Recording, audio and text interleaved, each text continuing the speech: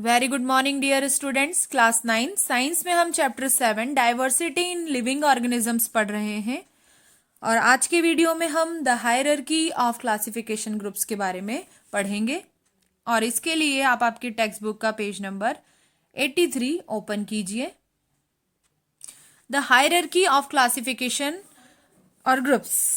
Biologists such as Ernest Haeckel 1894, Robert Whittaker 1959 and Carl Woese in 1977 have tried to classify all living organisms into broad categories called kingdoms. कुछ biologist हैं जिन्होंने hierarchy of classification में अपना contribution दिया था और इनका नाम है Ernest Haeckel in 1894, Robert Whittaker in 1959 and Carl Woese in 1977। तो इन तीनों ने मिलकर जो है लिविंग ऑर्गेनिजम्स को क्लासिफाई किया है बॉर्ड कैटेगरीज में। यानी लिविंग ऑर्गेनिजम्स का जो क्लासिफिकेशन था उसको ब्रॉडली कैटेगराइज किया इन्होंने और उसे नाम दिया किंगडम। ठीक है। The classification Whittaker proposed has 5 kingdom: Monera, Protista, Fungi, Plantae and Animalia.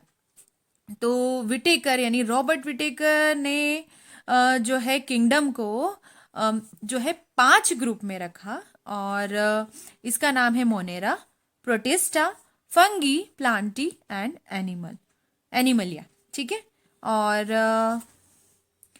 these groups are formed on the basis of their cell structure, mode and source of nutrition and body organization। तो उन्होंने ये organisms को, living organisms को 5 group में बांटा और उसे kingdom नाम दिया। और ये उन्होंने किस बेस पर किया?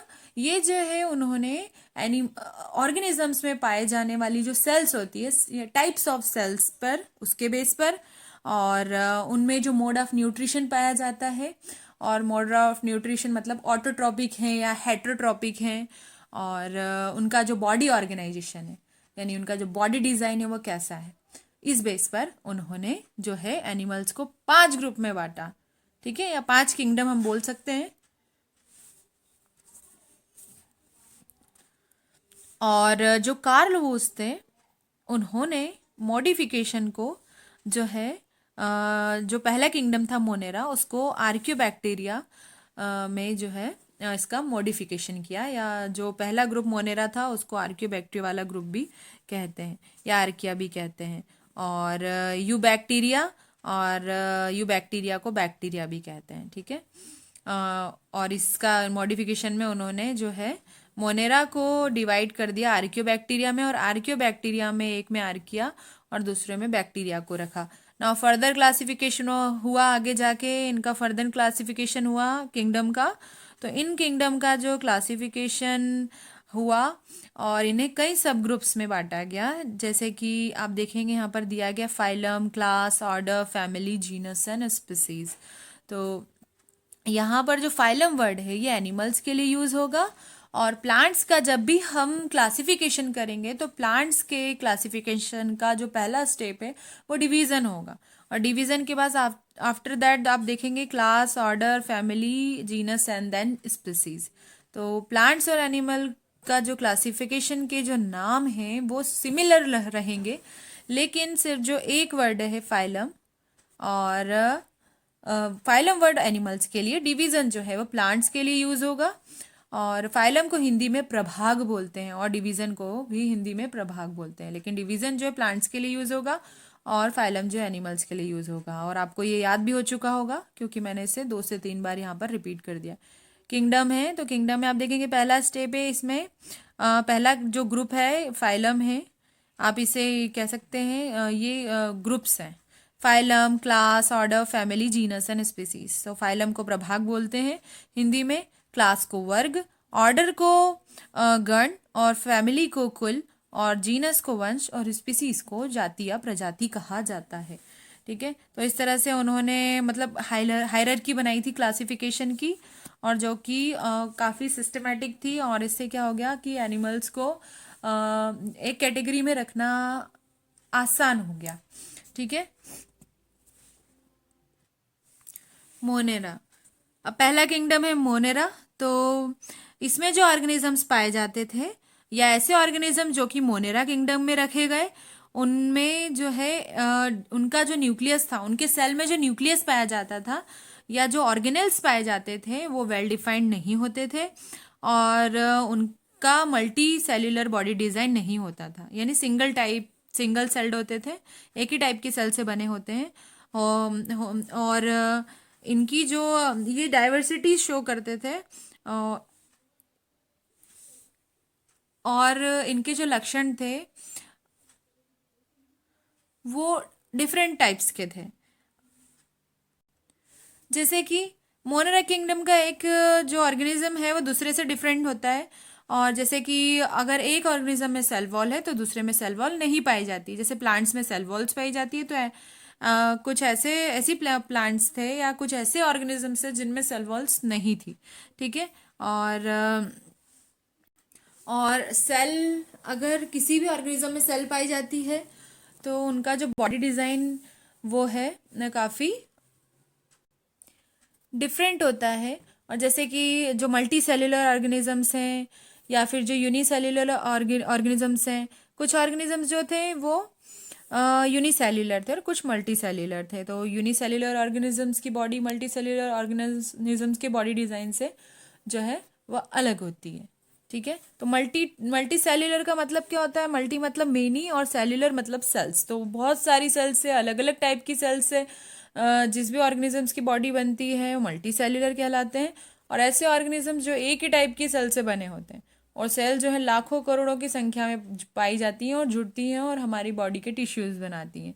और टिश्यूज से है जो है वो ऑर्गन्स बनते हैं, और ऑर्गन्स जो है हमारी बॉडी को या फिर किसी भी लिविंग ऑर्गेनिजम्स की बॉडी को बनाते हैं। और कुछ केस में ऐसा होता है कि एक ही टाइप की सेल्स रहती हैं, तो उन जीवों का जो बॉडी डिज़ाइन है वो बेहद सिंपल होता है। उसमें आँख, मुंह और जो एक्सक्रीटरी ऑर्गन होता है वो नहीं पाया जाता है, और अगर पाया जाता है तो एक ही एंड होता है। तो हम इस चैप्टर में डिफरेंट डिफरेंट टाइप्स के ऑर्गेनिजम्स के बारे में पढ़ेंगे, और ये बहुत ही इंटरेस्टिंग चैप्टर है। ठीक है। तो अगर जो टाइप्स ऑफ सेल्स होते हैं ना वो बताते हैं आपका बॉडी डिज़ाइन, और मोड ऑफ न्यूट्रिशन जो है आपको ये बताएगा, ये कैटेगराइज करने में हेल्प करेगा कि आप ऑटोट्रॉपिक ऑर्गेनिजम्स के बारे में पढ़ रहे हैं या फिर हेटरोट्रॉपिक। तो मोड ऑफ न्यूट्रिशन जो है इस ग्रुप में, इसमें ऐसे एनिमल्स पाए जाते हैं जो या तो फूड सिंथेसाइज करते थे या फिर अपने फूड के लिए प्लांट्स पर डिपेंडेंट रहते थे। तो जो अपने प्लांट्स के लिए डिपेंडेंट रहते थे, फूड के लिए प्लांट्स पर डिपेंडेंट थे, उन्हें हेटरोट्रॉपिक कहा गया। और यानी कि हम कह सकते हैं कि मोनेरा किंगडम में जो ऑर्गेनिजम्स थे वो कुछ हद तक ऑटोट्रॉपिक थे और कुछ ऐसे थे जो कि हेटरोट्रॉपिक थे। अब इसमें इस ग्रुप में किन किन जीवों को इंक्लूड किया गया? बैक्टीरिया को, ब्लू ग्रीन एल्गी, ठीक है, ब्लू ग्रीन एल्गी को साइनोबैक्टीरिया भी कहा जाता है, और माइकोप्लाज्मा। ये कुछ ऐसे एग्जाम्पल्स हैं जो कि मोनेरा किंगडम के हैं। ठीक है। तो बैक्टीरिया, ये आपको बैक्टीरिया का फिगर दिखेगा यहाँ पे। ये बैक्टीरिया का फिगर है, ये एनावेना का फिगर है। ठीक है। तो आप देखेंगे यहाँ पे एल्गी का भी यूज किया गया। तो एल्गी जो होती है साइनोबैक्टीरिया, ये अपना फूड खुद प्रिपेयर करते हैं सनलाइट की प्रेजेंस में। ये अपना फूड प्रिपेयर करते हैं, इनमें क्लोरोफिल पाया जाता है। और बैक्टीरिया जो कि अपना फूड खुद प्रिपेयर नहीं करते हैं, अपने फूड के लिए इनको किसी होस्ट की ज़रूरत होती है। ठीक है। तो किसी बॉडी की इनको ज़रूरत होती है। प्रोटिस्टा किंगडम, नाउ इस ग्रुप में बहुत सारे यूनिसेल्युलर ऑर्गेनिजम्स या यूकैरियोटिक ऑर्गेनिजम्स आते हैं, और इनमें अपेंडेजेस होते हैं। अपेंडेजेस को उपांग बोलते हैं, और उपांग जैसे मतलब एक एक्स्ट्रा अंग थे, मतलब उनके बॉडी डिजाइन में जैसे कि कुछ पूंछ जैसे स्ट्रक्चर या बाल जैसे स्ट्रक्चर पाई गई, सीलिया पाया जाता है। और इनमें जो मोड ऑफ न्यूट्रिशन था वो ऑटोट्रॉपिक और हेटरोट्रॉपिक दोनों ही था। जैसे कि इसमें यूनिसेल्युलर ऑर्गेनिजम्स आते हैं, एल्गी, डायटोम्स, प्रोटोजोवंस। ठीक है। तो आप ये देखेंगे पैरामीशियम जो कि एक स्लीपर लाइक ऑर्गेनिज्म है। स्लीपर यानी चप्पल जैसी स्ट्रक्चर है इसकी, और ये इसके इसकी लेबलिंग यहाँ पे की गई है। इसके बॉडी ऑर्गन्स हैं, इनके नाम है, ये वाटर वॉक्यूल्स हैं। वाटर वॉक्यूल वाटर एब्जॉर्ब करता है। और यहाँ सीलिया है, आप देखोगे हेयर लाइक प्रोजेक्शन आपको दिखेंगे, यहाँ पे सीलिया है। ठीक है, ये न्यूक्लियस है, इसको मैक्रोन्यूक्लियस बोलेंगे। छोटे वाला न्यूक्लियस मैक्रोन्यूक्लियस के पास जो है यानी बड़े वाले न्यूक्लियस के पास एक छोटा सा इसके जैसे ही सिमिलर सा, और इसको माइक्रोन्यूक्लियस कहते हैं। और ये इस तरह से ग्रूव दिया गया, इसको ओरल ग्रूव्स बोलते हैं। और इसमें ये साइटोसोम होता है, ये वाली स्ट्रक्चर। और ये फूड वॉक्यूल है, यहाँ पे फूड स्टोर रहता है। और ये साइटोफाइज है, और यहाँ से वेस्ट प्रोडक्ट का रिमूवल होता है। तो इनका कोई बॉडी डिज़ाइन जो है वो सिंपल है। हाँ, आँख हाथ पैर जो है इसमें आपको नहीं दिखाई दे रहे हैं। तो ये यूनिसेल्युलर ऑर्गेनिजम्स हैं। अब नेक्स्ट है अपने पास हम अमीबा। अमीबा जो है इसका भी बॉडी डिज़ाइन सिंपल होता है, इसमें पैर नहीं होते हैं। और इसका जो ये एक्टोपाम है, ये वाला जो साइड होता है इसको बोलते हैं एक्टोप्लाज्म। ये जो है एंडोप्लाज्म होता है। ठीक है, ऊपर वाली जो साइड ये मुंह जैसी स्ट्रक्चर आपको दिख रही है, ये एक्टोप्लाज्म है। और अंदर जो दिया गया है ये एंडोप्लाज्म बोलेंगे इस वाली साइड को। और ये छोटी छोटी जो सेल्स जैसी दिख रही है माइट्रोकॉन्ड्रिया है। माइट्रोकॉन्ड्रिया जो होते हैं आपने पढ़ा है सेल वाले टॉपिक में। ये जो है इसको एनर्जी का जो है पावर हाउस कहते हैं। माइट्रोकॉन्ड्रिया जो है इसे सेल का पावर हाउस कहते हैं। और ये न्यूक्लियस है, ये सेल का सेंट्रल पार्ट होता है। तो ये आप देखोगे अमीबा में न्यूक्लियस यहाँ दिया गया है इस तरह से। न्यूक्लियस है, ये सेंट्रल पार्ट है।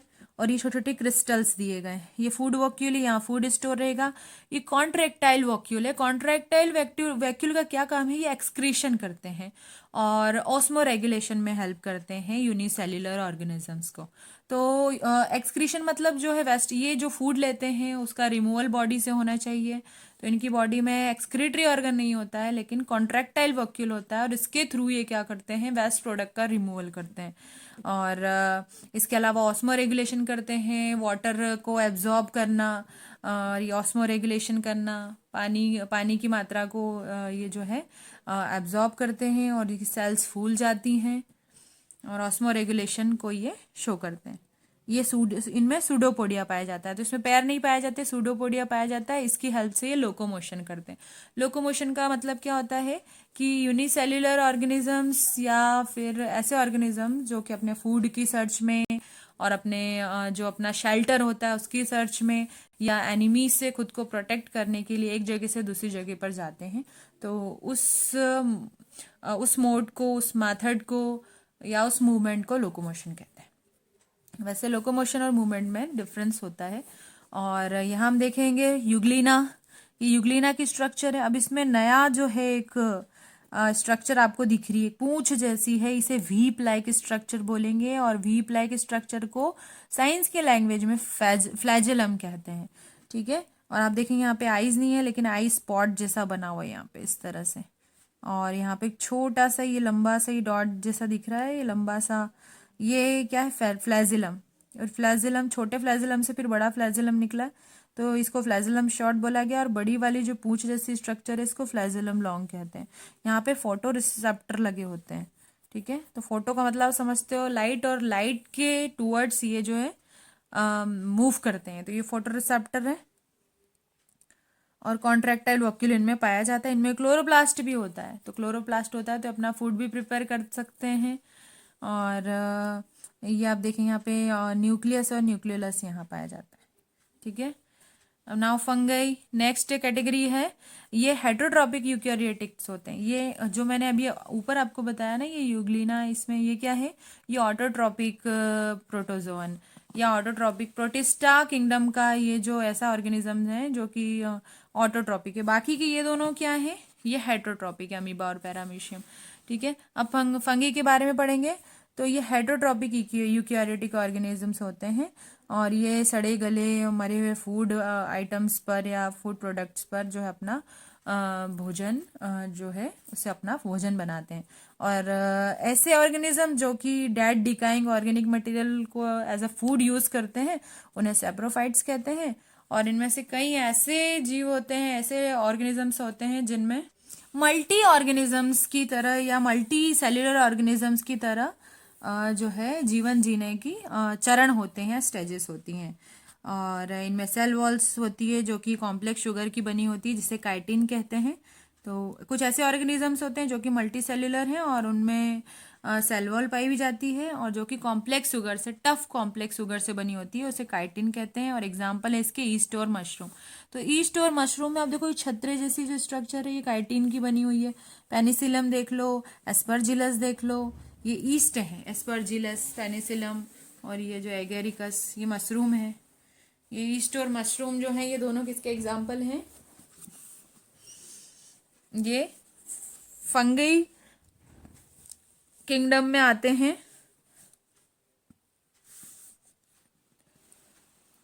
कुछ फंगी ऐसी होती हैं जो कि परमानेंटली म्यूचुअली डिपेंडेंट होती हैं रिलेशनशिप में, जैसे कि आपने लाइकेन देखा होगा। ऐसी जगह जहाँ पे फंगस और एल्गी दोनों साथ में रहती हैं और म्यूचुअली डिपेंडेंट रहती हैं एक दूसरे पर फूड के लिए, ठीक है। तो क्यों जो फंगस है वो एल्गी के साथ क्यों अटैच रहती है? क्योंकि एल्गी जो होती है उनमें क्लोरोप्लास्ट पाया जाता है, क्लोरोफिल पाया जाता है। क्लोरोप्लास्ट ग्रीन कलर का पिगमेंट है जो कि क्लोरोफिल बनाता है, और क्लोरोफिल जो है ग्रीन कलर का पिगमेंट रहता है, और वो क्लोरोप्लास्ट एक प्रकार का केमिकल है जो कि ग्रीन कलर पिगमेंट क्लोरोफिल को बनाता है। और क्लोरोफिल जो है वो सनलाइट की प्रेजेंस में फोटोसिंथेसिस की प्रोसेस करते हैं और एल्गी के लिए फूड बनाते हैं, और ग्रीन एल्गी अपना फूड जो प्रिपेयर करती है, और इससे जो है म्यूचुअली बेनिफिटेड होता है फंगी। फंगी से अटैच रहती है क्योंकि फंगी अपना फूड खुद प्रिपेयर नहीं कर पाती है, तो वो एल्गी के साथ जुड़े रहते हैं, और ये लाइकेन कहलाते हैं, जहाँ पर एल्गी प्लस फंगी जो है आपस में मिलकर लाइकेन बनाते हैं। और ऐसे ऑर्गेनिज्म जो कि एक दूसरे के साथ मिलजुल कर रहते हैं म्यूचुअली बेनिफिटेड होने के लिए, उन्हें सिम्बायोटिक कहते हैं। और सिम्बायोटिक लाइफ फॉर्म्स जो है उसका बेस्ट एग्जांपल है लाइकेन। आप पेड़ों के बार्क वगैरह पर या चट्टानों पर लाइकेन देख सकते हैं, ठीक है। और इनमें स्लो ग्रोइंग पैचेस होते हैं जो पेड़ों की छाल पर पाए जाते हैं। प्लांटी किंगडम है, इसमें मल्टी सेल्यूलर यूकैरियोट्स आते हैं। तो आपको ये पता होना चाहिए कि फंगी में हेट्रोट्रॉपिक यूकैरियोटिक ऑर्गेनिजम्स आते हैं और प्लांटी में मल्टी सेल्यूलर यूकैरियोटिक ऑर्गेनिजम्स पाए जाते हैं। और ये ऐसे मल्टी सेल्यूलर यूकैरियोट्स होते हैं और जिनमें सेल वॉल पाई जाती है, ठीक है। क्योंकि प्लांट्स में क्या होती है, सेल वॉल पाई जाती है। अदर एनिमली किंगडम्स के जो भी एनिमल्स या फंगी वगैरह, इनमें सेल वॉल्स नहीं पाई जाती है। और ये ऑटोट्रॉपिक होते हैं, अपना भोजन खुद बनाते हैं, और इनमें क्लोरोफिल पाई जाती है, ये फोटोसिंथेसिस की प्रोसेस करते हैं। और सारे प्लांट्स को इस ग्रुप में रखा गया है। और प्लांट्स का जो है एज अ फूड प्लांट्स को का यूज़ एनिमल्स करते हैं। और एनिमल्स की जो कैटेगरी हम सेक्शन 7.4 में पढ़ेंगे। और एनिमलिया जो है यहाँ पे दिखा गया है, इसमें सारे मल्टी सेल्यूलर यूकैरियोट्स आते हैं और इनमें सेल वॉल नहीं पाया जाता है, ये हेट्रोट्रॉप्स होते हैं। और आप यहाँ पर फ्लो चार्ट देखने वाले हैं। फ्लो चार्ट आप देखेंगे, प्रोकैरियोटिक और यूकैरियोटिक दो टाइप की सेल्स होती हैं, प्रोकैरियोटिक्स और यूकैरियोट्स। एंड ऑर्गेनिजम्स को यानी जीवों को दो कैटेगरी में बांटा गया है, प्रोकैरियोट्स एंड यूकैरियोट्स। अब पहला जो प्रोकैरियोट्स है, इसमें यूनिसेल्युलर ऑर्गेनिजम्स आए हैं, जैसे कि मोनेरा किंगडम के जो एनिमल्स हैं बैक्टीरिया, और मैंने आपको बताया था एनाबेना, ठीक है। यूकैरियोट्स को दो पार्ट में बांटा गया है, यूनिसेल्युलर और मल्टी सेल्युलर। तो प्रोकैरियोट्स सिर्फ यूनिसेल्युलर होते हैं, लेकिन यूकैरियोट्स टू टाइप्स के, इसमें दो सेल्स ऐसे ऐसे ऑर्गेनिजम्स को रखा गया जो कि यूनिसेल्युलर भी है और मल्टी सेल्युलर भी है। यूनिसेल्युलर ऑर्गेनिजम्स यूकैरियोट्स में कौन है? प्रोटिस्टा, ठीक है। अब मल्टी सेल्युलर ऑर्गेनिजम्स को दो पार्ट में बांटा गया है, with cell wall and without cell wall. तो विथ सेल वॉल जो है आगे अगेन इसका फर्दर डिवीजन हुआ है, डू नॉट परफॉर्म फोटोसिंथेसिस और एबल टू परफॉर्म फोटोसिंथेसिस। तो ऐसे ऑर्गेनिजम्स जो कि मल्टी सेल्युलर हैं और उनमें सेल वॉल पाई जाती है, और सेल वॉल पाई जाती है, और सेल वॉल पाए जाने के बाद भी कुछ ऐसे ऑर्गेनिजम्स हैं जो कि फोटोसिंथेसिस परफॉर्म करते हैं, और कुछ ऐसे हैं कि वो फोटोसिंथेसिस नहीं परफॉर्म करते हैं। तो ऐसे ऑर्गेनिज्म जो कि फोटोसिंथेसिस नहीं परफॉर्म करते लेकिन उनमें सेल वॉल पाई जाती, वो है फंगी। और ऐसे ऑर्गेनिजम्स जो कि फोटोसिंथेसिस परफॉर्म करते हैं और उनमें सेल वॉल पाई जाती है वो हैं प्लांट्स। तो ये डिफरेंस है फंगी और प्लांटी में। और मल्टी सेल्यूलर का है, ये तो विद सेल वॉल हो गया। अब हम पढ़ेंगे विदाउट सेल वॉल। तो सेल वॉल किसमें नहीं पाई जाती है? एनिमल या किंगडम के जो भी एनिमल्स हैं, ऑर्गेनिजम्स हैं, उनमें सेल वॉल एब्सेंट रहती है। नाउ स्टूडेंट्स, ये इंटेक्स क्वेश्चन है। What is the criterion for classification of organisms as belonging to kingdom Monera और प्रोटिस्टा? तो ऐसे ऑर्गेनिजम्स जो कि किंगडम मोनेरा और प्रोटिस्टा से बिलोंग करते हैं, उनका जो है क्राइटेरिया क्या है? तो the criteria for classification of organisms belonging to kingdom Monera और Protista is based on the cell structure। मैंने आपको बताया था it is based on the cell structure and mode of nutrition। और मतलब सेल स्ट्रक्चर कैसी होती है, यूनिसेल्युलर है या मल्टी सेल्युलर? ठीक है, तो मोनेरा और प्रोटिस्टा दोनों क्या है? यूनिसेल्युलर ऑर्गेनिजम्स हैं। और जो कि ऐसे ऑर्गेनिज्म जो कि मोनेरा से बिलोंग करते हैं, किंगडम मोनेरा से बिलोंग करते हैं, उनमें वेल डिफाइंड न्यूक्लियस नहीं होता है और वेल डिफाइंड सेल ऑर्गेनल्स नहीं पाए जाते हैं। अभी जस्ट हमने इनके बारे में पढ़ा है। और ऐसे ऑर्गेनिज्म जो कि किंगडम प्रोटिस्टा से पाए जाते हैं या बिलोंग करते हैं, वो उनमें वेल डिफाइंड न्यूक्लियस होता है और वेल डिफाइंड सेल ऑर्गेनल्स पाए जाते हैं। सेल ऑर्गेनल्स मतलब mitochondria, Golgi apparatus, lysosome, ribosome, ये सेल ऑर्गेनल्स होते हैं, जो जिनके बारे में हमने चैप्टर 5 में पढ़ा है। Next, in which kingdom will you place N organisms which is single celled, eukaryotic and prokaryotic? और आप जो है सिंगल सेल्ड ऑर्गेनिजम्स को कौन से किंगडम में रखेंगे, किस कैटेगरी में रखेंगे, यूकैरियोटिक में या प्रोकैरियोटिक में? तो ऐसे ऑर्गेनिज्म जो कि सिंगल सेल्ड होते हैं वो यूकैरियोटिक होते हैं और फोटोसिंथेटिक होते हैं। ठीक है, और इन्हें जो है किंगडम प्रोटिस्टा में रखा जाता है।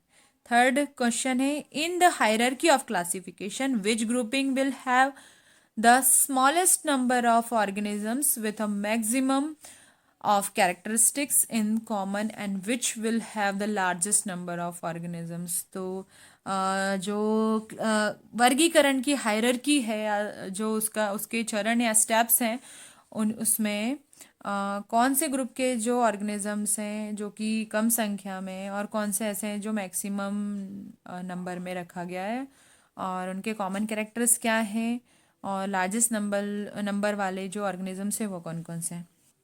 तो स्मॉलेस्ट नंबर और organisms with a maximum of characteristics in common is Monera. तो सबसे कम संख्या में है मोनेरा और ज़्यादा कैरेक्टरिस्टिक्स जो कॉमन है उसमें मोनेरा के हैं। और लार्जेस्ट नंबर ऑफ एनिमल्स की जो कैटेगरी है हायरार्की ऑफ क्लासिफिकेशन में, वो किंगडम एनिमलिया की है। ठीक है, तो एनिमल्स कैटेगरी में बहुत सारे एनिमल्स आते हैं और सबसे छोटा सा किंगडम जो है वो मोनेरा किंगडम है। ठीक है, तो ये तीनों क्वेश्चन के आंसर हो गए हैं। अब हम प्लांटी किंगडम के बारे में पढ़ेंगे और प्लांटी किंगडम जो है हम नेक्स्ट वीडियो में स्टार्ट करेंगे।